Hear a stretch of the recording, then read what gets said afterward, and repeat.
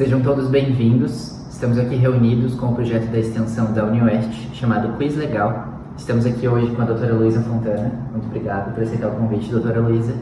Estamos aqui para falar sobre direito médico, tanto na esfera civil quanto em outras esferas que podem ser abordadas. A doutora Luísa é formada e graduada na CESU e tem cursos de especialização com alguns dos nomes mais renomados dentro da área, como a doutora Samantha Takahashi e o doutor Osvaldo Simonelli, e também tem pós-graduação pela PUC Rio Grande do Sul. Seja bem-vinda, doutora Luísa. Obrigada, é um prazer estar aqui com vocês e participar desse projeto. Doutora Luísa, então selecionamos algumas perguntas em relação ao direito médico, e a primeira delas é: existem regulamentações específicas ou prazos em casos de responsabilidade médica? Então, quando a gente fala sobre responsabilidade médica, é importante a gente abordar que o médico ele pode ser processado e julgado em 4 esferas distintas e independentes entre si. São elas a esfera civil, que é a esfera que trata sobre indenização pecuniária, aquela indenização material em dinheiro, né? Temos a esfera ético-profissional, que é a esfera em que o médico é processado pelo Conselho Federal de Medicina, Conselhos Regionais de Medicina, então diz respeito ao exercício profissional da profissão dele de médico. Temos a esfera criminal, que é quando o médico ele viola algum disposto no Código Penal, no Código de Processo Penal, e então ele acaba violando ali uma disposição desses códigos e ele acaba cometendo um crime, então ele vai ser penalizado com penas privativas ou restritivas, né, de direito e liberdade. E temos a esfera administrativa, que é quando o médico ele é um prestador de serviço público, ele atua em âmbito do SUS, por exemplo, e ele comete algum ilícito ali no exercício profissional dele e ele vai ser processado perante o poder administrativo. Perfeito. E dentro dessas esferas, existe alguma área hoje que seja mais demandada? Então, quando a gente fala, né, nas 4 esferas, até depois vamos voltar um pouquinho nas regulamentações específicas, que acredito que seja mais na esfera ético-profissional, a esfera mais demandada hoje, sem sombra de dúvidas, é a esfera civil, né? Então, a gente tem hoje estatísticas prevêem que a cada 4 horas uma ação é movida contra médico, então temos um número muito grande de ações movidas contra médicos. Não quer dizer que todos eles são condenados, né?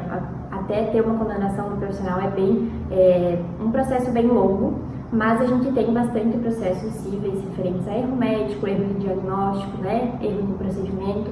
Então tudo isso acaba gerando processos e isso acaba, o médico pode ser responsabilizado nessas esferas. Em relação às regulamentações específicas, né, a gente vai falar mais na esfera ético-profissional. Então a gente tem o Código de Processo Ético-Profissional e o Código de Ética Médica. Então fala sobre todas as infrações profissionais que o médico pode cometer e ali dentro a gente tem prazos, né? Prazos em dias corridos, diferentes possível, a gente tem regulamentações específicas, penas específicas e tudo isso a gente pode abordar um pouco mais detalhadamente depois. Perfeito. E quais são as causas mais comuns de processos por responsabilidade médica? Então, em âmbito civil, eu acredito que a gente pode falar em erros de diagnóstico, erros de procedimento, né? Então, quando o médico ele atua ali pautado na culpa, né, com negligência, imprudência, imperícia, ele comete um dano ao paciente, o paciente sofre um dano, ele vem a ser responsabilizado por isso. Então, isso é uma causa muito grande de processos contra médico. Então, no âmbito ético-profissional, a publicidade, né, feita de forma antiética é o que mais gera causas de processo hoje contra médicos. Então, 80% dos processos no Conselho Federal de Medicina são sobre publicidade antiética. E em âmbito criminal, a gente tem lesão corporal, a gente tem homicídio culposo, a gente tem crime de aborto, que o médico também pode ser condenado por isso. Vários crimes, né? Tem crimes que só o médico pode cometer, por exemplo, omissão de atestado falso. Temos crimes que todo mundo pode cometer, mas o médico no exercício da profissão também. Então, abuso sexual, homicídio, lesão, tudo isso eu acredito que sejam as causas principais de processo. Perfeito. Em relação à proteção do próprio médico, sobre o consentimento informado, como ele é aplicado, como ele funciona e de que forma ele pode garantir uma certa proteção ao médico? O consentimento informado, ele é muito importante hoje, porque a gente tem muitos pacientes que já chegam mal intencionados no consultório. Então, o médico ele precisa entender que o consentimento informado não é apenas a assinatura em um documento, que é o termo de consentimento livre e esclarecido, que está muito em voga hoje em dia, né?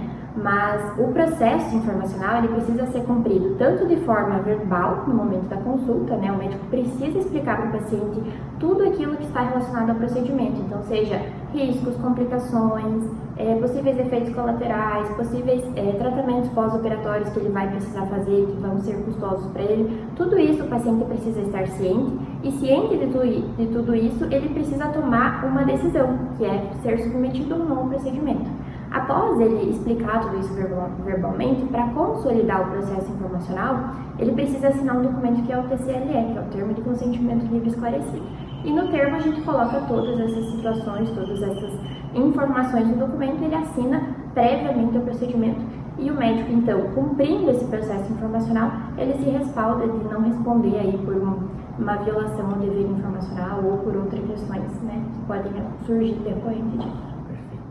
E uma dúvida muito comum é em relação à diferença das complicações e do erro médico.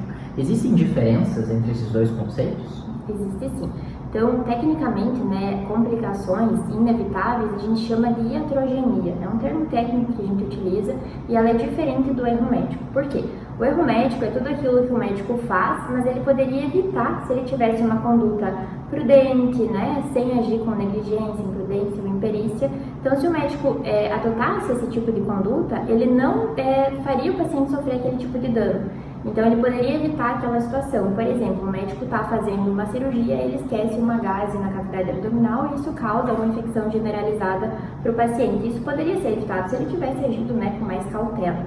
A iatrogenia, ao contrário disso, é quando o médico não poderia evitar determinada circunstância. Então, aquele procedimento, por exemplo, que a gente usa bastante de exemplo, que é a laqueadura, a vasectomia, são procedimentos que prevêem na literatura uma causa recidiva da laqueadura. Então, a paciente ela pode sim voltar a engravidar, isso está previsto na literatura médica. Então, não quer dizer que o médico errou, mas ele agiu com toda a cautela, com toda a técnica necessária, mas, infelizmente, ela faz parte daquela porcentagem da população que, né, tem aquele efeito adverso que seria ter a recidiva da laqueadura. Então, isso é uma causa que não pode ser evitada e, nesse caso, né, então, o médico ele não pode ser condenado por isso. Doutora, e a diferença para entrar com uma ação dentro do direito médico, no âmbito do médico público e do médico particular? Quais as diferenças? Como proceder perante isso? Então, o médico que atua no sistema público, ele não pode ser demandado por paciente. Então, o paciente que se sentir lesado, o paciente que vier a óbito, por exemplo, os familiares, né, no caso, entrarão com uma ação contra aquele ente público. Então, contra o Estado, contra o município, contra a União, e nunca contra o médico, porque o médico não pode ser processado pelo paciente, ele só pode ser processado pelo ente público que ele presta o serviço. Isso tem inclusive um tema do STF, que é o tema 940, né, que o médico ele só pode ser processado pelo ente que ele presta o serviço. Já no âmbito particular, não, ele pode sim ser processado pelo paciente, mas há aí umas situações bem específicas em relação à responsabilidade. Então, no âmbito público, né, a responsabilidade sempre é objetiva, então independe de culpa do ente público. Cabe, no caso no âmbito público, uma ação regressiva contra o médico. Então, se o âmbito público conseguir provar que o médico agiu com culpa, ele pode sim mover uma ação regressiva contra o médico e pleitear todo esse valor que ele demandou para o paciente, né? E no âmbito privado, a gente tem aí hospitais particulares, eles podem sim incluir o médico, né, pessoa física no polo ativo, mas é muito delicado, porque precisa ser provada essa questão da culpa do médico, né? Então seria algo bem difícil de você conseguir incluir o médico no polo passivo de uma ação relacionada a essas situações. Doutora, previamente a senhora comentou sobre as 4 esferas de diferença da responsabilidade médica. Entre a responsabilidade civil e criminal, quais as principais diferenças? Quais os principais traços numa eventual condenação do profissional médico? Então, na responsabilidade civil, como a gente abordou, né, o médico ele vai ser condenado a uma pena pecuniária. Então, a gente está falando de condenações em dinheiro, né? Então, seja por um dano moral, um dano material, um dano estético, um dano informacional, o médico que fez um procedimento sem colher o consentimento do paciente, tudo isso é indenizável em relação a dinheiro. No âmbito criminal, a gente está falando de privação de liberdade, de restrição de direitos. Então, o médico ele pode sim ser condenado a uma pena privativa de liberdade ou restritiva de direitos. E, além disso, ele também pode ser condenado em multas, né? É importante a gente salientar que elas não se somam. Por exemplo, se o médico for condenado no criminal por uma multa e no civil por outra, elas não vão ser somadas, então elas vão ser abatidas entre elas, tá? Não há essa soma das penas. E no âmbito criminal, é importante a gente falar que o médico ele só pode ser condenado se ele agir com dolo ou culpa. No âmbito civil, não, ele tem a presunção de culpa em alguns casos. Então, responsabilidade objetiva, por exemplo, obrigações de resultado, há a presunção de culpa desse profissional. Então, há essas diferenças nas esferas. Perfeito. E num caso extremo, em que se levasse a uma cassação do CRM, né, do registro do Conselho Regional de Medicina, ou Federal de Medicina, isso entraria dentro de uma dessas esferas ou uma parte mais administrativa do médico? Não, é uma terceira esfera, que é a esfera ético-profissional. Então, a gente tem, hoje, né, a esfera ético-profissional, ela acontece primeiro em âmbito de regional, que é o CRM. Então, o médico ele vai passar primeiro por uma sindicância, que é uma fase prévia, instrutória, onde vai ser verificado se há indícios de autoria e materialidade. Se essa sindicância ela virar um processo ético-profissional, ele vai responder por isso. E aí, no processo ético-profissional, há a possibilidade dele sofrer 5 tipos de pena, que são diferentes do criminal e do civil. Então, a gente tem a advertência confidencial, que é uma pena sigilosa, temos a censura confidencial, temos a censura pública, suspensão do exercício profissional por 30 dias e cassação do exercício profissional ad referendum do Conselho Federal de Medicina. A cassação não há possibilidade de reabilitação, então se o médico for cassado, ele nunca mais vai poder atuar no exercício da medicina. Uma situação também que vem muito à tona é em relação aos prazos que a pessoa tem para acionar, para procurar os seus direitos dentro da jurisdição em relação a um possível erro médico. Qual é o prazo que a vítima tem para acionar os responsáveis por erro médico? Então, como eu falei, né, isso vai divergir de acordo com a esfera que ele está sendo processado. Então, na esfera ético-profissional, a gente tem um prazo prescricional de 5 anos, contados do conhecimento do fato pelo denunciante, pode ser qualquer pessoa da sociedade, o paciente, ou pelo Conselho Federal de Medicina de ofício, né? Então, a gente tem esse prazo de 5 anos do conhecimento do fato.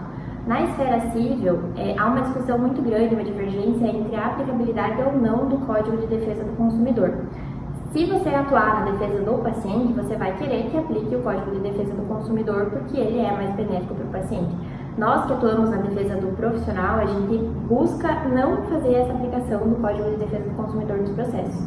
Mas caso aplique, então também são 5 anos, né, para você buscar esse direito no processo, no judiciário. E caso você consiga excluir essa aplicação do Código de Defesa do Consumidor, a gente tem um prazo de uma relação extracontratual que seria ali de 3 anos e uma relação contratual que seria de 10 anos de prazo prescricional. Doutora, em relação à indenização, a reparação ao paciente, seja em danos materiais, morais, estéticos, como é determinada a indenização em casos de responsabilização médica?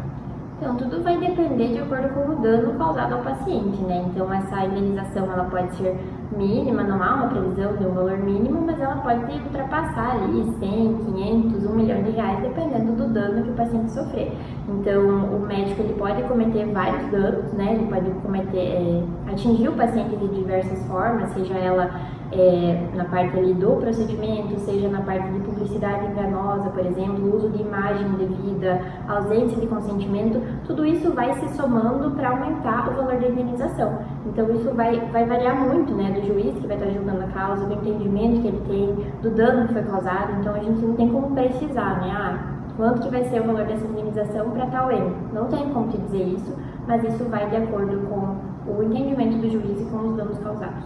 E como são providenciadas as evidências para comprovar o erro médico? Como o paciente, como a vítima de um possível abuso médico ou de erro médico pode comprovar que tem razão?